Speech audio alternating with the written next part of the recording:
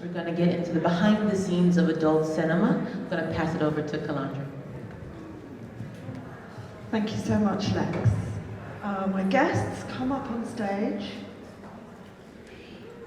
How's it going, everyone?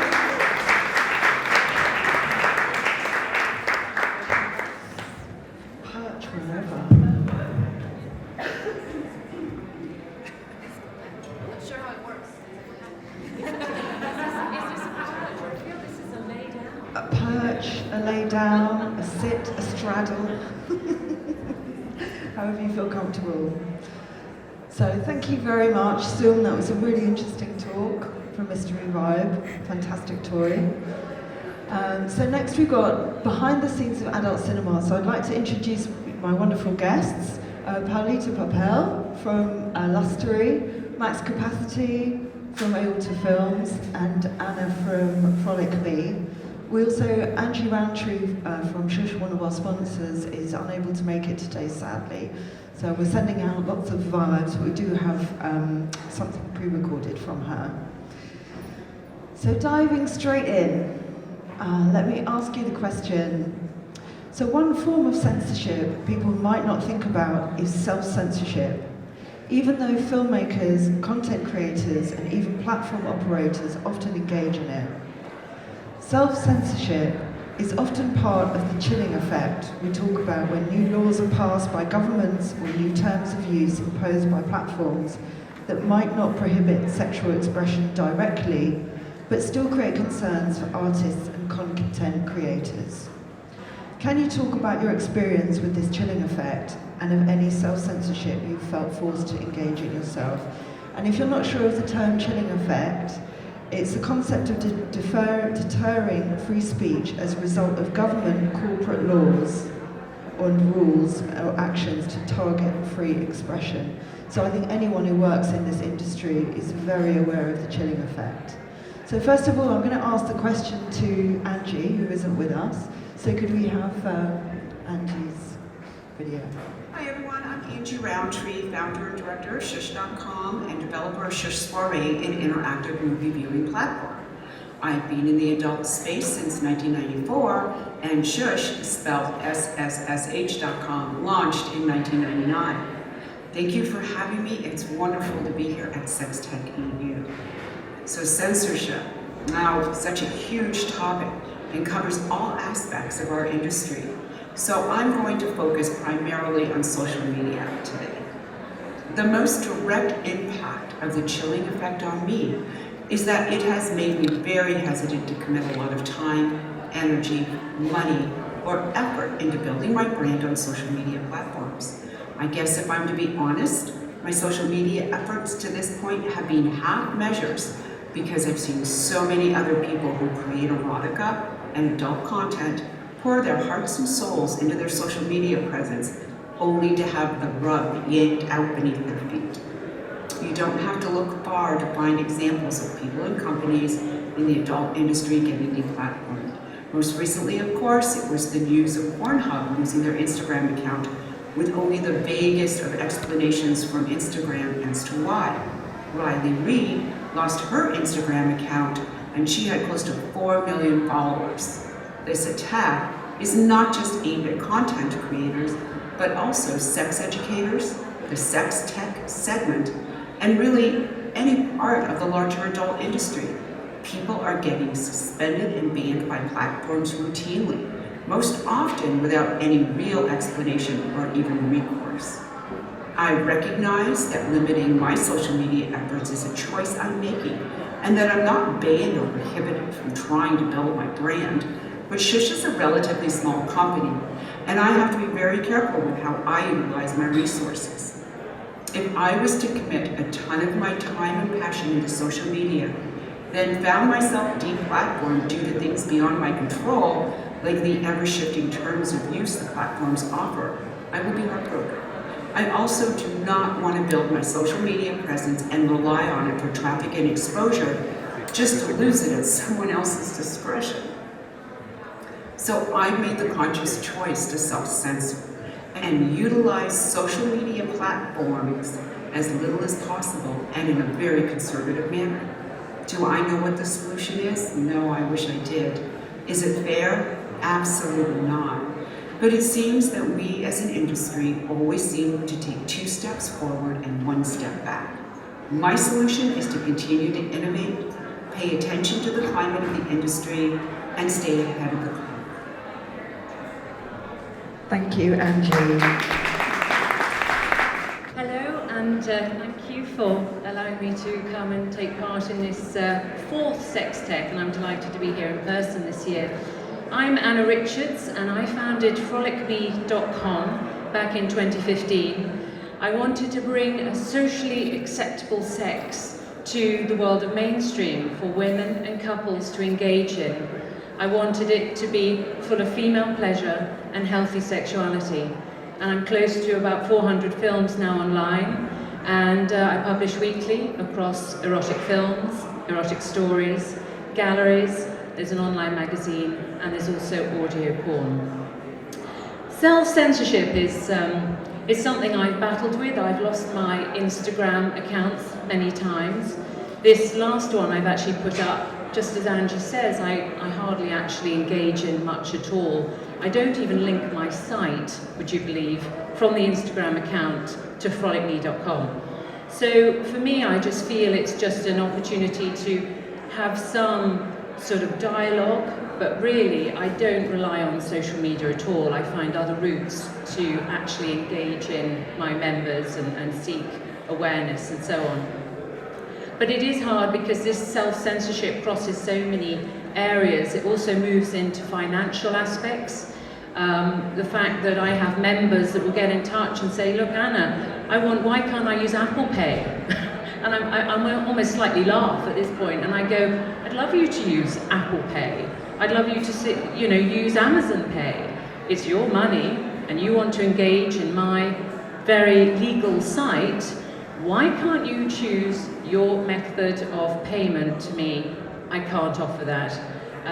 PayPal was another one where we engaged early with them, only to find actually it really became a game of finance and cost, because now I can offer PayPal, but only through another third-party processor, and equally get charged a very heavy amount for it. So self-censorship, how do I try and engage with the world and say, look, what I'm doing is so, I believe, socially acceptable. What's wrong with showing sex? What's wrong with showing healthy sex? What I do, I believe, is very much for a mainstream audience to help show them the joyous side of sex for those that are just curious to engage in. So it does seem very wrong that a site such as mine actually has the difficulties that we have, and we have to fight against such censorship in so many forms, even down to when I do have a payment processor that's working with me, and then a member will come through and say, how come my cards got declined? There's almost another invisible sensitivity that we also have to engage in. They just want to buy a membership to enjoy some great hot sex. What is wrong with that?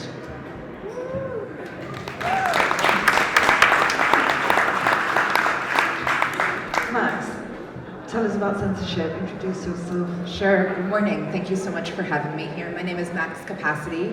I'm the founder and creator of AORTA Films. We're based in Brooklyn, New York, and we are an internationally award-winning queer and trans porn studio. We make what we call lusty, opulent, glorious fuckery, which is really great queer porn featuring a wide range of bodies, genders, races, identities. And we are very kink and BDSM focused as well. I think in terms of the chilling effect, the thing that stands out most to me, and especially as we get more into this sex tech space, is hearing and seeing how so many brands and companies are starting to adopt the language of sexual wellness and education as a way to be able to advocate for being able to advertise on platforms, being able to use a broader range of credit card processors. And I think that incremental change is really important, but I think also as pornographers, it's really important that we sort of hold the other end of the spectrum and say we are making deviant, sexual, fucked up, interesting, beautiful work, right? I know you all are on the same page and believe this, right? But so I think it's really important that we think about what language we're using and walk that line and do that code switching. So that when we are, searching for funders or trying to bring more people to our platform, we're not self-neutering in the language of what we're creating. So AORTA Films is a relatively young company. We were founded in 2016 and started out primarily from an artistic standpoint. But this year is our first year of being full-time, and we are looking for investors and sort of starting to do that work. And experiencing so many of the same things. We are not able to get a business bank account. We are, constantly kicked off of every social media platform we're on. So in doing this sort of startup DIY work, we're learning that for every resource that a small business creator could bring to their company, about 90% of those are not available for the adult industry. So that's the situation that we're in right now. Thank you. That's great. Thank you so much, Max.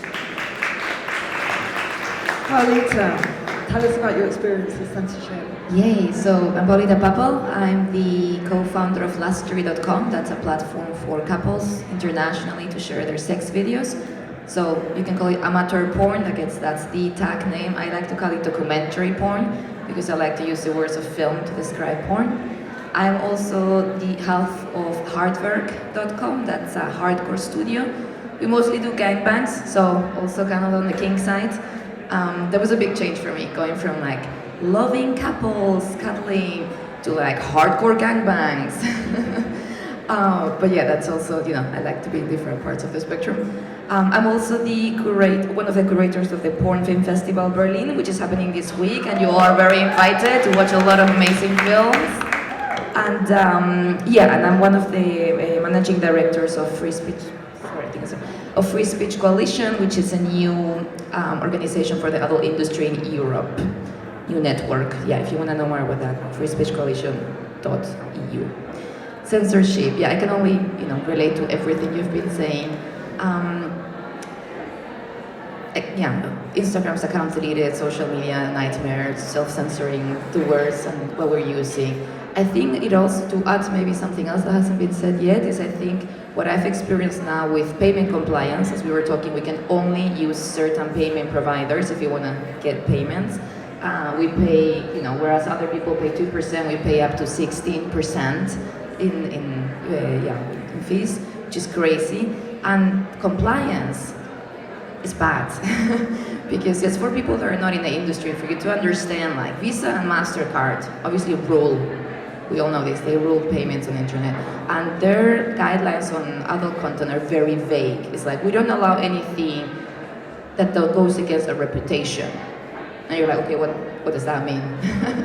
And they put the responsibility on the payment providers to interpret, to creatively interpret what that means. And that looks differently depending on the payment provider you are. So some payments provider will be like, okay, no P. Others are like, no, P is actually okay. There's the first time I did my very own fantasy gangbang. That was one of the happiest days of my life. I was not thinking about all of these restrictions, and turns out I spent so much money, and I haven't up to today be able to publish that. So what I mean to say, and there's just as a last example that is so eye-opening, blood is something that we can't show, which means menstrual blood is something that is off limits for every adult creator. Yeah, I don't need to explain how that is extremely sexist and misogynist. So yeah, I think self-censorship comes all the way up to the content we create. I think we cannot be our most kinky, perverse selves and just enjoy, even though we're probably the experts at consent, negotiations, and at creating safer spaces for everyone to thrive and have a wonderful time and experience. But even though we're doing that, we still have to censor ourselves and be like, oh, sorry, babe, no, you can't have your kink today because that's off boundaries from Visa and MasterCard. And it's incredible that these private corporations are defining what we can and cannot see in porn. Thank you so much. So we've heard what some of the challenges are. What might be some of the solutions to this? Because again, this idea that us being the experts of consent and documenting real lives and what actually happens and that not being acceptable. But what is the solution? In a nutshell, because we've only got a couple of minutes, yeah? I'd love there to be a new PayPal. So if anyone's involved in the financial IT side and would like to start up another PayPal, that would be fantastic. Because I think that for me is one of the starting points. I get annoyed as hell that I can't have a decent Instagram account, but I'm sort of, well, I navigate around that. But I think just the principle of individuals not being able to use their own money to purchase what they wish to purchase, in whichever spectrum it is, whatever their kink, their kick, their desire it is, that's their private business and they should have the right to do so. But without that mechanism, we're limited. Yeah, I would also say we need to change the narrative in media. Like, we are discriminated against because everyone thinks we're a shady industry, and we're not. Look at us. Gorgeous standing here. So I think, there's a huge backlash right now against our industry. There's very powerful forces with a lot of money, mostly evangelists, religious organizations in the US, really trying to bring us down. But not only us three, literally everyone working within the sexual realm, and that includes sex education, sex tech, everything. So we need to solidarize, folks. Like we need to, we all need to be aware that this is, we're the first to come down, but you're the next. So we need to change the narrative in media. We need to make people understand we're legit businesses. We need protection. We deserve the same rights as every other business. And it is not okay to have this discrimination. We need to change the narrative. Yeah. Thank you. And I think within that, I think I will also speak to the importance of individual funders. Because as we're trying to make enough money to be able to further this work, there's so many venues that aren't available to us. We can't do most crowdfunding. We can't do equity crowdfunding. We can't even have a bank account sometimes, right? So I think the importance of individual funders, even on a small scale, to come in and fund projects that are really at the heart of fighting against this censorship is so important. And that can be on a small scale. It doesn't have to be hundreds of thousands of dollars to start. I think individuals really do have a role to play in this, in terms of supporting the folks who are doing that work to fight against the folks who are eventually going to come for much more than just porn. Business angels, come to us. Thank you.